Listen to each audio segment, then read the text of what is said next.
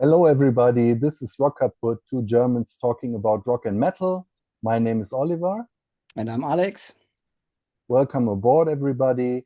Today we are ranking the catalog of death metal pioneers, Death. Um, that's a band that's very important to my musical journey, let's say. Um, I once told before on the Contrarians that my first encounter with metal, or a very important part of my encounter with metal, was an edition of the German metal magazine Metal Hammer back in fall 1988. I bought it because of a lengthy cover story with Bon Jovi, who had their album New Jersey out back then, and I was with 12 years. I was a big Bon Jovi fan, and yeah, I read the whole magazine. It was during my fall break. I read the whole magazine front to back. Was totally fascinated. Knew nothing about any of the bands in there, but I read everything. And of course, there were record reviews. And one of the albums that were reviewed was the second Death album, Leprosy. And I knew nothing about death metal or thrash metal for that matter. And I was very fascinated by that review because it described the music as brutal. And that was completely, it blew my mind how I couldn't even imagine how music would sound that was described as brutal. So, yeah, that was my first encounter with death. And 1 year later, I got big time into metal, and that's when their third album came out. So yeah, that was it's just a short glimpse of my journey with death. So very close to my heart, but hadn't listened to their albums for a while, and so I was happy to dive in and take Alex with me. I think it was your first encounter. Um, Yes, indeed. so so why don't you start and tell us how it went for you? Okay, so of course I had heard about the band before. They have a legendary status, but I did not get into them by now. I was familiar with some later death metal bands, like from the Swedish wave later, like Entombed or stuff like that. But I never really listened to the originators, like Death. And I was curious about this, and yeah, they really did not disappoint. It's a very fascinating and interesting band. But let's see how our rankings differ. I'm So excited. Let's go. let's go. My number seven is Spiritual Healing. Um, I think it was a transitional album for them. They got a lot more progressive, a lot more complicated, and yeah, and their lyrics changed from their morbid um, and death focusing in the beginning, so to more mature topics and a little more cleaner production, little bit more sterile. And I think because it's a bit more sterile, I did not like it that much. And also the songs did not speak to me, but it's still a solid album and a good listening experience.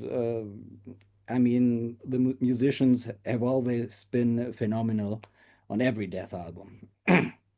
So my number six, I've changed this not so long ago, a few minutes ago. My number six is Human. I think it's for many, maybe it's the number one. I still like it. It's a poppy version of Death, I would say. And but there is still a lot of going on in the background.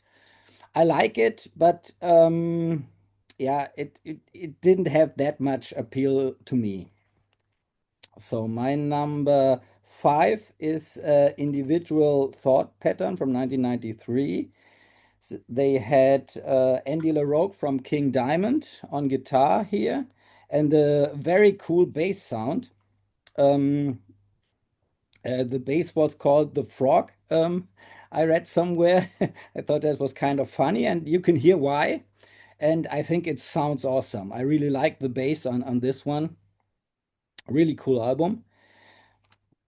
Um, and from now on, all the other albums, I would say the numbers from 7 to 5 I find quite interesting, but they don't have that much appeal to me. The songs, maybe I should listen to them more often. But from now on, I really like the albums, and I yeah, I probably will buy them. My number 4 is Symbolic. Um, it's it's quite a shift from more of shift from traditional death metal. No death growls here anymore, and they add acoustic guitar solos. I really like that. It has a lot of variety, and you can really hear the vision of Chuck Schuldiner, how yeah he was really a visionary because he added so much depth and different colors to his sound, and I think it's still kind of death metal, but it's a progressive version of it, and I like this album a lot. So back to you. Okay, interesting. um, yeah. Well, like I said, I knew all these albums before, starting from their third album, Spiritual Healing, which you mentioned. I bought every one when it came out. Um, so I know all of them. The last one probably not so good because shortly after it came out, I stopped listening to metal for a while. So that came right at the end of that. And when they came out, I loved all of them. But now I hadn't listened to most of them for quite some time. Um, and when I did, I mostly ventured to one certain part of the discography, which I'll get to soon. Um, and I found that yeah, some parts of the discography haven't grown that much for me personally. So I think we'll have quite different rankings here.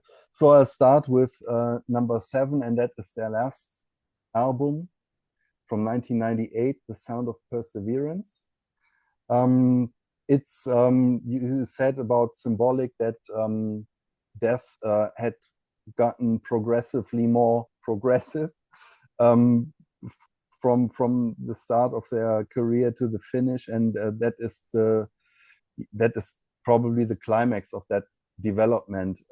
It's very melodic, um, very technical. Musicians were always very proficient in Death, but I really have problems with the vocals on that one because Chuck was never really a deep growler, but he had a good death metal voice, and he still sounds rough, but his pitch has gotten higher. So here he sounds, to me, he sounds a bit bitchy on that one. Yeah, you know, like a furious little girl or something like that. I read on the internet he sounds like a bag of cats. And that somehow kills the album for me. He sounds a bit ridiculous, I think. And yeah, then there's a cover of Painkiller from Judas Priest, which at this point was 8 years old. So I don't know what the point of that cover was. To me, he should have chosen a different song that didn't really fit. So I think, yeah, this album shows his um, musicianship, but to me, it's a bit over the top. Um, and yeah, I like other styles of his discography more. So no surprise, my number 6 is Symbolic, and that's a great album. I mean, great musicianship, great songs, memorable parts in every song. You can see that Chuck Schuldiner I think he was a good songwriter. Um, so even when he is progressive, he still is writing very accessible songs. But those two styles clash a little bit for me. So I like Death more when the songs are a bit shorter and a bit more on point, I might say. So yeah, Symbolic, a bit of a sacrilege to have it this low, but right now it's on 6 for me. On number 5, I have Human from 1991. You mentioned that Spiritual Healing was a transitional album. That I think that's right, and so this is the first album of the second wave of their career when they are getting more and more progressive. I never really got into this one. Good friend of mine, he swore by this album, but to me it always felt kind of cold, and it didn't touch me. There are still some good songs. I think high points are Suicide Machine, which is pretty catchy and could have been on the album before, I think.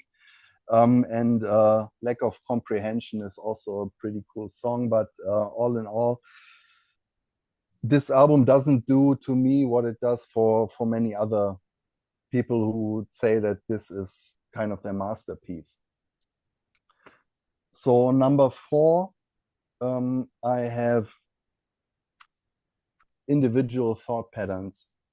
For me, this is the high mark of their second phase. Like you said, I love the bass sound by Steve DiGiorgio. Today he's in Testament. Great musicians, Paul Masvidal, Sean Reinhardt on drums. Yeah, and to me on this record, what they were trying to do gels the most. It has pretty concise songs with lots of technical finesse in short packages. So I like this one the most. Your turn. Okay. So my number 3 is Leprosy, also a critically acclaimed and praised album with a great album cover. It's a bit more complicated than the debut, but still far from what will come next. So it's kind of a compromise. It's a straight record without the flashy playing that will come, and therefore I like it a lot. And I also like the guitar sound very much. The whole production of this album is really it stands out, I think, in their catalog. My number 2 is maybe a bit weird, but as I said, I am a Death newbie, and maybe that's why I am allowed to have a weird ranking. It's their newest album, Sound of Perseverance from 1998. I immediately loved it because of the production, because it's really amazing. It's an amazing guitar sound. You wouldn't, I think if you wouldn't know it's a Death album, you wouldn't, maybe you wouldn't recognize it when you're listening to the intro, which is totally instrumental. It is a very different sound for Chuck. It is maybe a bit less metal than other records, but it sounds really great. It has kind of a warm, I don't know, it's a warm analog feel to me. Other guitar sounds sound a bit more, a bit colder. Yeah, and I really love this album. It's yeah, for the production alone, I could listen to the whole album and say, yeah, amazing musicians, as you said. Yes, it is the peak of their progressiveness, but to me there is still simplicity to it, and no, an accessibility to it. I don't have to think if I like it. On other records, I have to think about the songs because they are so complicated to keep up with my mind because there's so much going on. Yeah, And I think the songs are well structured, and to me, all the songs work better than, for example, the songs on Individual Thought Pattern, which are, in my opinion, much more complicated often. So, and my number one is the debut, Scream Bloody Gore from 1987. Yeah, I think everything was here right from the start. Chuck Schuldiner gave himself and us the blueprint for the concept of death, of the whole band concept. Maybe not without the technicality of the playing, but the songs were there. The songs were great. Almost the whole album is full of great riffs, great songs, and an awesome production. I think the production totally fits to this music, and yeah, great songs. Yeah, and I think Chuck almost played all instruments on this, right? Except the except for the drums. drums. Yeah, Yeah, yeah, which is. no one, no one knows what the guy. I think John Hand is his name. Mhm. No one knows what he actually did on this album because yeah, he wasn't in the band. He wasn't in. Okay. So no, great album. Yeah, and what I also thought was funny on the one song. How is it called? Zombie Ritual. Zombie Ritual. Yeah, I mean it's a variation of the Seven Nation Army riff, which was kind of funny to me because I did not know this, and it was written in 1987. Okay, I have to listen to that again. I didn't catch that connection. Okay. Yeah, it's quite fun. Yeah, and to death in wait, take a quick look at my notes. Um,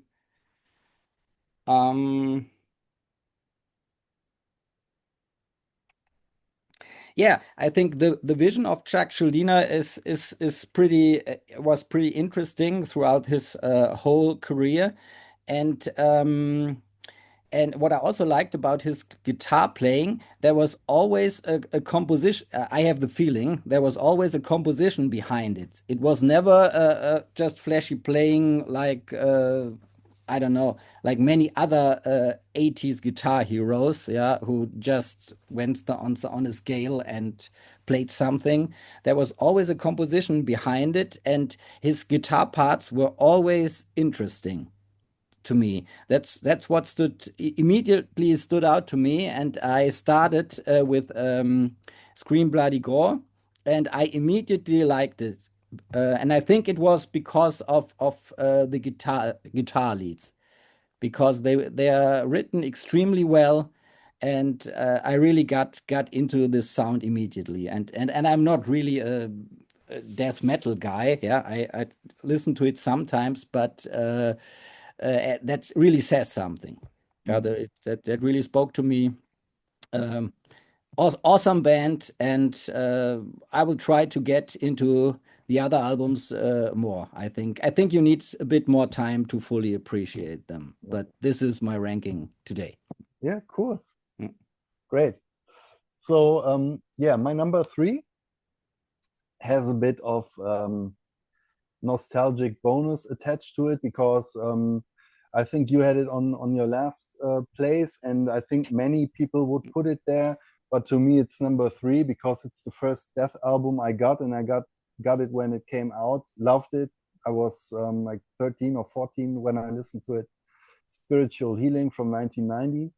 Um, yeah, it suffers a bit from the typical Morris sound production.